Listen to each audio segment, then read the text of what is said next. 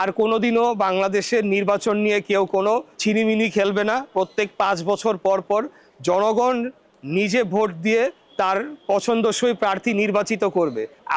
আমি বিগত কয়েকদিন যাবতীয় কথাটা বলে আসছি যে যখনই আমি সিদ্ধান্ত নিয়েছি আমি একটা নির্বাচনে অংশগ্রহণ করব, তখনই কিন্তু আমার মানসিকভাবে এই চিন্তাটাও মাথায় রাখতে হবে যে নির্বাচন মানেই জয় পরাজয়। এখন আমি জয়ী হওয়ার জন্য যা খুশি তাই করে ফেলবো, ভোট কেন্দ্র দখল করা থেকে শুরু করে পরবর্তীতে বাংলাদেশে একটা ফ্যাসিবাদী রাষ্ট্র কায়েম করা, আমরা কিন্তু সেটার বিরুদ্ধেই লড়াই করেছি।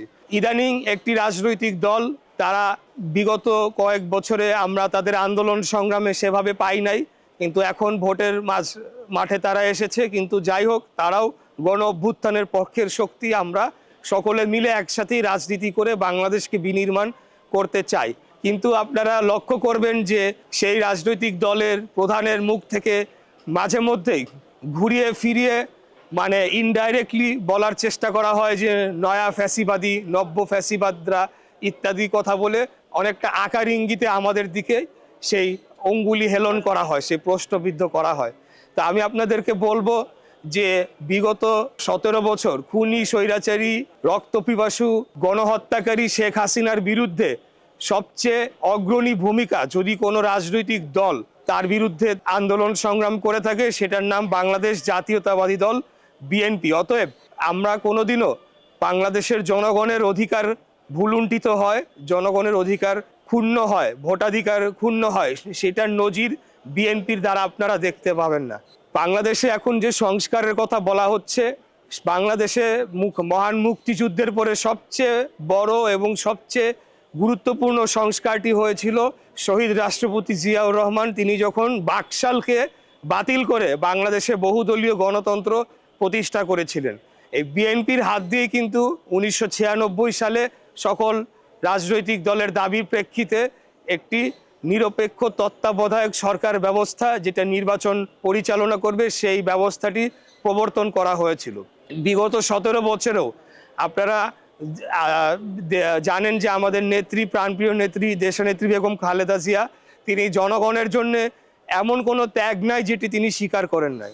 তাকে তার বাড়ির থেকে উচ্ছেদ করা হয়েছে, ওনাকে মিথ্যা মামলা দিয়ে 75 বছর বয়সী একজন অসুস্থ মহিলাকে নির্জন কারাগারে বছরের পর বছর নিক্ষেপ করে রাখা হয়েছে, তার পরিবারকে তার থেকে বিচ্ছিন্ন করা হয়েছে এবং তার পরিবারের ত্যাগের কথা আর নতুন করে কি বলবো। শহীদ প্রেসিডেন্ট জিয়াউর রহমানকে কে কারা হত্যা করেছিল এটা সব বাংলাদেশের মানুষ অস্পষ্ট নয়। যারা আজকে ওসমান হাদিকে হত্যা করতে চেয়েছে, যারা চায় নাই যে বাংলাদেশ একটা স্বাধীন সার্বভৌম রাষ্ট্র হিসেবে মাথা উঁচু করে দাঁড়াবে এবং এই দক্ষিণ পূর্ব এশিয়া শুধু নয়, বিশ্বের দরবারে বাংলাদেশ একটি উন্নত এবং স্বাধীন শক্তিশালী রাষ্ট্র হিসেবে নিজেরা প্রতিষ্ঠা লাভ করবে, সেটি যারা চায় না, যারা বাংলাদেশের গণতন্ত্র বাধাগ্রস্ত করতে চায়, যারা চায় যে ভিন্ন উপায়ে জনগণের ক্ষমতায়িত একটা সরকারকে না রেখে তাদের কোনো পুতুল সরকারকে রাখলে সুবিধা হয়, তারাই আজকে ওসমান হাদির হত্যাকাণ্ড বা হত্যা চেষ্টা চালিয়েছে। তারাই বিগত দিনে বাংলাদেশের গণতন্ত্রকে হত্যা করেছে। তারাই এই যে গুম খুন যত কিছু বাংলাদেশে হয়েছে তার পিছে পরিকল্পনাকারী শক্তি সেটাই ছিল এবং তার সাথে জড়িত ছিল আওয়ামী লীগ এবং আওয়ামী লীগের নেতৃবৃন্দ, যারা ক্ষমতার লোভে অন্ধ হয়ে বাংলাদেশের মানুষের উপরে নির্যাতনের স্টিম রোলার চালিয়েছে।